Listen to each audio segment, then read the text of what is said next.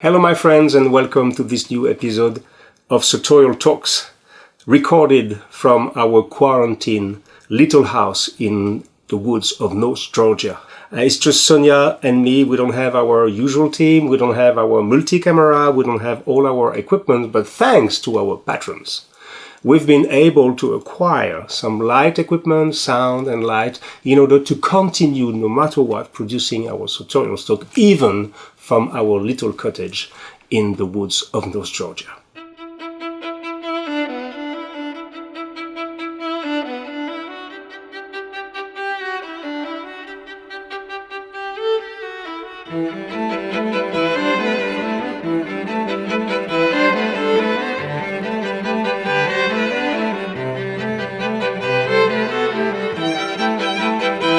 Today, we're going to speak about a subject that I know you've been waiting for since a long time. We're going to speak about timepieces or watches.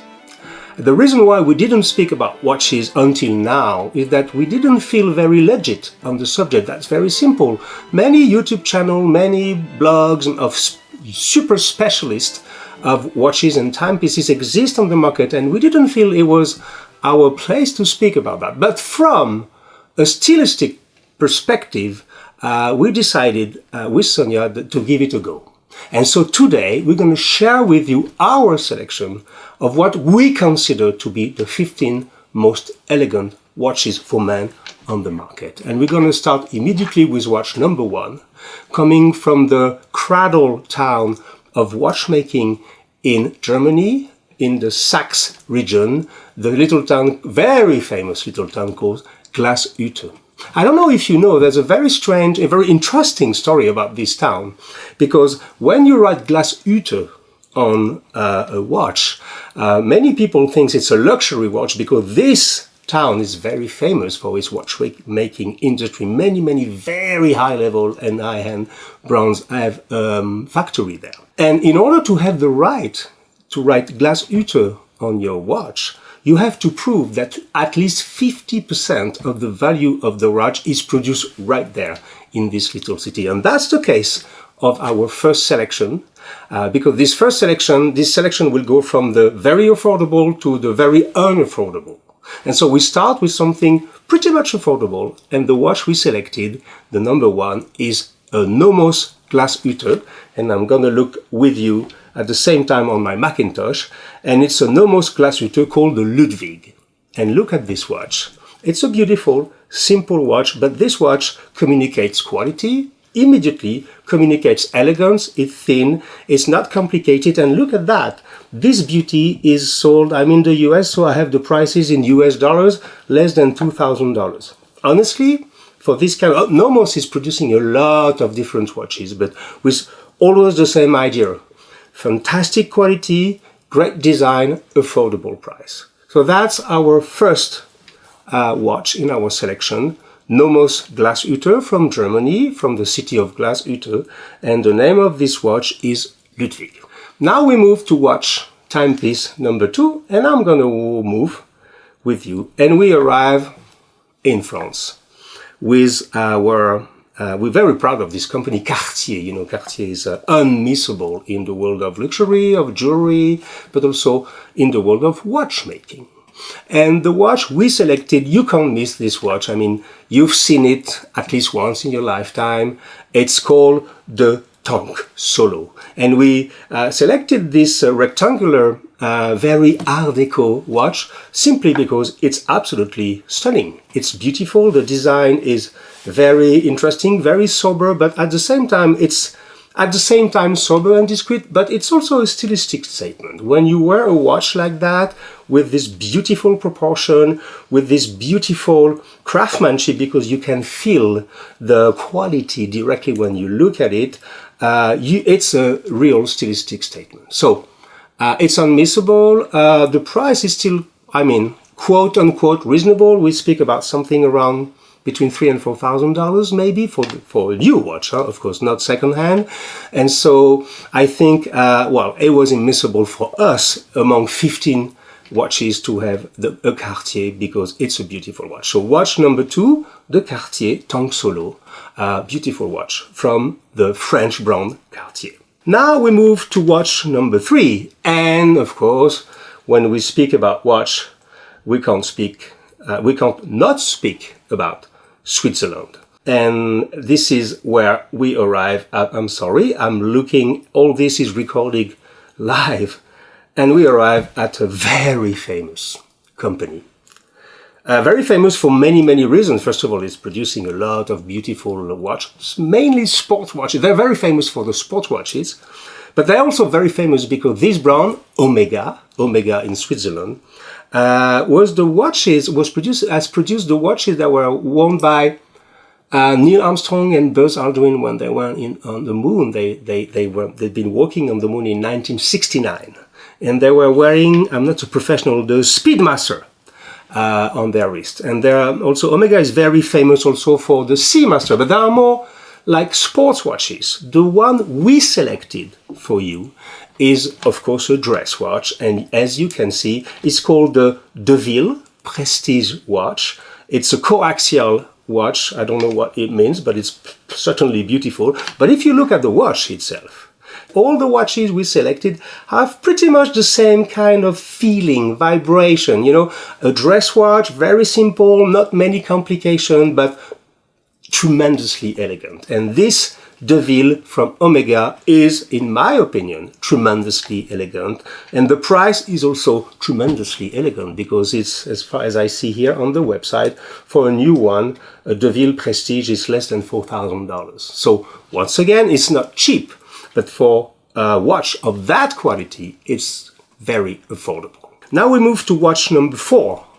And so we've been in France, we've been in Switzerland, we've been also in Germany. Now we go way further and we arrive in Japan. And of course, when you speak about watch and you speak about Japan, there's one name who immediately comes to mind, even for the people like me who are not great connoisseurs of watches, but still, the name Seiko immediately comes to mind. Seiko invented the quartz, I think in 1960, but has been a very important a very important watchmaker in Japan and around the world. And they have different ranges. They produce extremely interesting mechanical watch. And they also have a special range that all the connoisseurs love. It's called the Grand Seiko. And I know that recently Grand Seiko put on the market a very beautiful limited edition. But the one I decided to select, you will see it's kind of coherent with what we already showed you. It's called, it has a strange name. It's a Grand Seiko from the Elegance collection, you know. It's We Can Do Better, the name of the collection, Elegance collection. And the name of this watch that I can show you now, it's SBGK007. Does it ring a bell, 007? It rings a bell, of course, James Bond. And because this very watch has been worn by Sean Connery and Roger Moore in the 1960s and 70s, I think in 3 or 4 James Bond movies. Beautiful watch, very simple, extreme. Look at that. It breathes quality directly, simplicity, quality, discretion. You put on your wrist a Grand Seiko and you can't go wrong with that. It's a beautiful, and we still are in the affordable prices, a little bit more than $6,000, maybe between $6,000 and $7,000. Well, I warn you, as soon as we go, we will raise the bar up to 10,000 and more. I will not speak about price anymore because it will become for some brands totally irrelevant. I remind you, we don't speak here about mechanical, about features, about complication, about the technical features. We speak about style and elegance. So watch number 4, the Grand Seiko 007 by Seiko in Japan. Now we move to watch number 5 and we come back in Switzerland with a beautiful, very classic, almost an icon in dress watches. It's from Jaeger-LeCoultre. So, well, even in French it's difficult to pronounce Jaeger-LeCoultre. And the watch, of course, I'm talking about, you probably guessed it already, and I'm going to show it to you now. It's the Reverso, but the classic medium size, because you know the Reverso can be in 3 sizes, small, medium and large. So I think the medium size has a perfect proportion according to my taste. And I choose to select in this selection the duo face. That is to say, because you can have the Reverso means that you can literally revert the watch, but some have no watch on the other side. This one is a duo face. That is to say, you have on one side the white dial for the day, and then when you flip it, you see this beautiful black dial for the night. So literally you have 2 watches in one, and the 2 watches are as relevant as the other. That is, the one for the day is beautiful, and the one for the night is very, very elegant. So we're still under 10,000, 8,000 something dollars like that. So once again, not cheap, but for a watch of this quality, it's a fantastic, fantastic buy. So watch number 5, Jaeger-LeCoultre Reverso Classique medium duo face, beautiful watch. Now we move, and I will move with you to watch number 6. And watch number 6 has been the first watch I've been talking about on Parisian Gentleman back in the years in 2009. And I still love this watch. This watch is from the house of Blancpain in Switzerland, very famous watch company. And the one I prefer is the most simple of all the collection of Blancpain. This is the Villeret ultra-thin watch in stainless steel. That is to say, not extremely expensive, I mean. As far as now we are stepping into the world of luxury, but still, I think it's a little bit under $10,000. But it's a Blancpain, and look at this beauty. It's simple, it's nothing fancy, but it's very elegant. And this, with any kind of business suit or even a black tie, will work absolutely perfectly. So watch number 6, the Blancpain, the Villeret Blancpain, ultra thin. One of my first love in terms of watches from the house of Blancpain in Switzerland.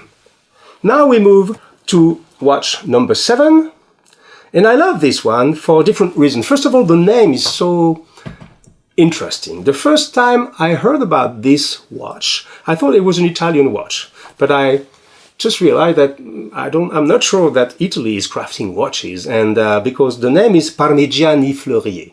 And I just realized that in Switzerland is a very interesting country. There are 3 different languages that are spoken in 3 different areas of Switzerland. You have the area around Geneva, where the major watchmakers are from Geneva. They speak French. You have the area around Zurich. They speak German there. And you have another tiny area in which they speak Italian. And Parmigiani Fleurier is a Swiss company with this Italian-sounding name. And I saw this watch that I love, and I'm going to show it to you now. It's a Tonda, Parmigiani Tonda 1950, because it's probably a replica or something with the vibration of the 1950s, and you can feel it. I'm born in 1963, so I didn't live the 1950s, but my father did. And when I look at old pictures of this era, you can tell that this watch has something from this era with this a little bit thicker needle. It's a beautiful watch, nothing to say. We're going to show you different model, different version of it. The first time I saw it in real life was at the wrist of my friend Luca Rubinacci. We were visiting him with Sonia in Milano 3 or 4 years ago to discover the new Rubinacci store, Via Gesù, in the center of Milano, and he was wearing this watch. And I love this watch, the Parmigiani Tonda 1950, which is our selection number 7. Now let's move to watch number 8, and I'm going to move with you once again on my computer. And we go back to where we started. We come back in the little town of Glashütte in Germany. And this time we're going to visit one of the iconic factories of, or atelier, I don't know how we say that, in Glashütte, which is Lange and Söhne. I suppose that Söhne means sons. And it's a very famous brand, normally producing extremely refined and watches with a lot of complication. It's a very, very high level brand. But the one I choose, I didn't know when I chose it. I really, really was in awe in front of this watch. I didn't know that the model I'm going to show you it to you now. It's called the Saxonia Thin. So thin because it's a very thin watch, and as you can see, in pink gold for once, because I think this watch is really magnified with the gold. This watch, as you can see, is the most simple watch you can dream of. Nothing, two needles, nothing else. Simplicity pushed to it, paroxysm of simplicity almost. And I didn't know that Lange and Söhne put this watch on the market in 2016 as an entry level. And I really promise you that when I choose this one, I didn't know the price. I didn't know if it was an entry level or an unaffordable watch.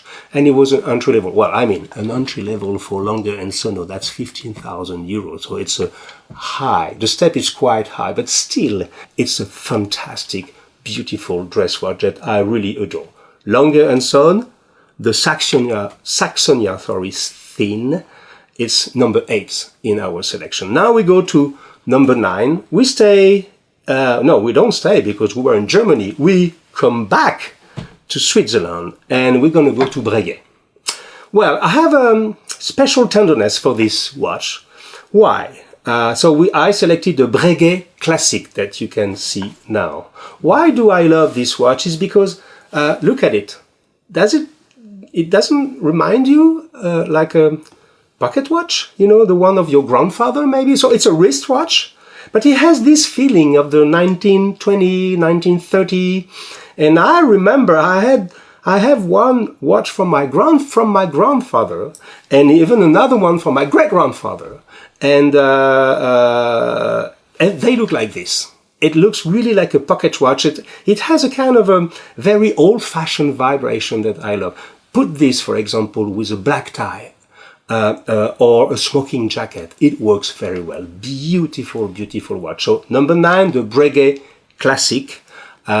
It's a wonderful dress watch that can be worn in many, many different occasions. Now we move to number 10. And of course, we have to stay once again in Switzerland. And we can't miss the famous company Vacheron Constantin. Well, when you speak about watches and you speak about Vacheron Constantin, you have so many different watches possible. You have so many, some of them are so famous, but the collection I like the most is the collection of the historical watches. They've been working on their archive. I've seen many of my friends wearing this American, you know, with the dial, which is not really straight. It's kind of a funny watch. But the one I selected for this is this one that I show to you now. It's called the Triple Calendar 1942. So it's not a watch from 1942, of course not. It's a watch from now. It's a new watch, but it's a re-edition of a watch they produced in 1942. It's a little bit different this time. It's still a round, very beautiful and classic watch, but this one has a little bit of color, three different colors. You know, this kind of the dial has a kind of ivory gray dial with a blue needle, a little bit of red even in the middle. It's a little bit more daring, a little bit maybe more sporty than the other one, but it's beautiful. The proportions are incredible, and that's a fantastic watch. So, watch number 10, Vacheron Constantin, the historical triple calendar from 1942. Now we move to watch number 11, and of course, we can't speak about timepieces, we can't speak about dress watch without speaking about Patek Philippe. Patek Philippe is an institution in the world of watchmaking. I remember I was very touched by advertisement, and believe me, it's rare that I find an advertisement very clever and interesting. But I remember, I would say maybe 10 years ago, seeing an advertisement in a newspaper, and it was a picture of a man and his son, so 2 generations, and I remember the claim was, I don't know if it's the exact words, but it was something like, you never really own a Patek Philippe, although it cost a little bit of money. You never really own a Patek Philippe, you only keep it for the next generation. Okay, it can sound a little bit like a marketing message, but it's probably true.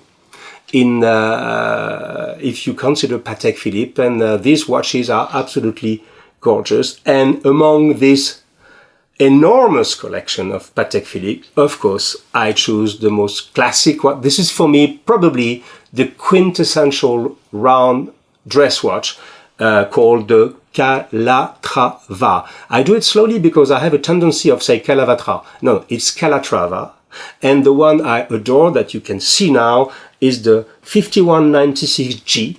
And look at this watch. I mean, it speaks for itself. It's beautiful, it's well balanced, it's discreet, and it really breathes quality and luxury. Beautiful, beautiful watch. I have no idea of the price. It's around 15,000, maybe between 15 and 20,000, depending on the material. Patek Philippe, Calatrava. It's our selection number 11. Now we go to watch number 12, 13, 14, 15. And these four, with these last watches and timepieces, we really step in another world. We step in the world of independent watchmaking. And what do we mean when we say independent watchmaking? All the brands and all the beautiful timepieces we've been looking at so far are all coming from big companies, or at least companies who has a big group behind them and which produce a lot of watches and timepieces every year.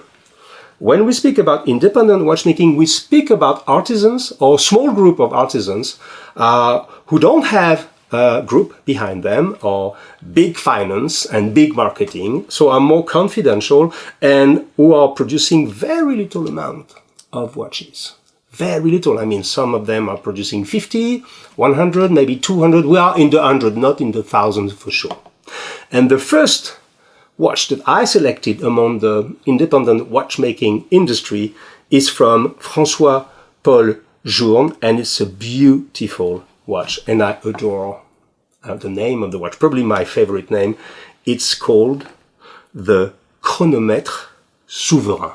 Literally the Souverain chronometer. Look at this marvel. You can see it's very coherent. It's once again a round watch, simple. This one has two complications, so it's FP Journe, of course. It's an amazing watch. But still, you see the style remains discreet, because when you wear a watch of that caliber, of that level, some people, well, I mean, it's the way I look at it. I don't have the truth, of course, on that. But I've seen so many people wearing massive watches, you know, and trying to show their watches, I have nothing against that. I can understand you're very proud of wearing a beautiful piece of craftsmanship. But the thing is that always remember, we speak here about elegance, and according to our approach of elegance and even of life, we think that a watch, even if it's a beautiful one, should never become the center of your picture. The center of your picture should always remain yourself. And when you have a watch like FP Journe, and the people in the know, they know the amount of work on a watch like that. But look, it looks simple. It looks, of course it's quality, but they're not overdoing it. And this is what I like in this kind of watches. So, FP Journe, the Chronomètre Souverain, it's our selection number 12. Now we're going to move to our watch number 13, 1-3. The brand is Akrivia, and craftsman has a name which is difficult to pronounce. It's called, I hope I pronounce it well, Rexhepi. And Rexhepi is a very interesting young man, because he's still a very young man. Can you believe this? Artisan, when I think he worked for Patek Philippe, and then he worked for FP Journe, and in his early 20s, that is, I think he was 21 years old when he was managing many people at Patek Philippe. So it's a kind of, everybody look at this young man as the future of independent watchmaking, and look at the timepieces he is crafting. And my favorite is this one. It's called Chronomètre Contemporain. I love this name again. Look at this. Well, I don't have to say much. You can see it's classic, but with a twist. It's very, very high-level watchmaking, but with some kind of new wind. It's beautiful, and I can't resist to show you also the one with the black dial. Look at that marvel. It's absolutely fantastic. Well, I have no idea of the price, to be honest with you. I know it's kind of a high price, but it doesn't matter. In terms of design, in terms of proportion, this is absolutely gorgeous. So, watch number 13, Akrivia, Rexhepi, and the name of this watch, beautiful, is called Chronomètre Contemporain. So now we move to watch number 14. And this watch number 14 is very close to my heart and has been very close to my wrist, actually, these last 2 years, 2018 and 19. I'm talking, of course, about Laurent Ferrier. I say, of course, because if you've been looking at former episodes of Tutorial Talks, you've seen me with this watch on my wrist very often because I was an ambassador for this brand. Laurent Ferrier is a man. He was the head designer of Patek Philippe for like 30 and plus years, and he decided when he retired to continue crafting the watch according to his vision of watchmaking. I like Laurent Ferrier because he's a humble man, and the watch he's crafting are absolutely gorgeous, very, very, very high level, the high hand, literally. And what I like in the watch that I'm going to show you now, that I had the chance, the pleasure, the honor to wear for almost 2 years, it's called a Breguet Classique Tourbillon double spiral. So don't ask me what a tourbillon double spiral is. I know it's an extreme complication, but what I love in this watch, first of all, it's beautifully done, beautifully finished, it's fantastic, but is that there's a tourbillon double spiral. As far as I understand, it's a very high-level complication. But this tourbillon is not on the front of the dial. It's on the back of the dial. So I like this approach.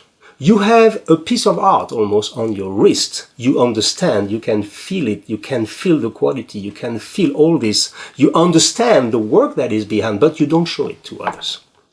It's just for you. And for me, this is probably the summit of sophistication. It's like a bespoke suit. Nobody can imagine you wearing a suit, you're very elegant, but nobody knows, only you know that there's maybe 60 to 80 hours by hand on that suit. That's the same approach. This is sophistication, elegant, pushed to the highest level, but with total discretion. So, Laurent Ferrier, amazing watches, amazing timepieces, and my favorite is number 14th, is the Breguet Classique Tourbillon double spiral. And now it's time to unveil the watch, our selection number 15, that is to say, the summit of our Everest in terms of the 15 most beautiful watch in the world. And this one may be, according to me, but according to a lot of other people, among the very most beautiful watches for sure. We are talking here about an artisan, Mr. Philippe Dufour, kind of a special guy actually, because even if you are the richest man in town or in the country or even in the world, and in the world maybe you can do something, but I know I've heard stories about this guy who people wanted to send him millions of dollars literally to have a watch, but he said, I'm sorry, I only produce 20 to 30 watch because I work alone with one apprentice, and I think he had a helper at the end. I don't even know if Mr. Dufour still works, but he became extremely famous for this watch that I'm going to show you now. And guess what?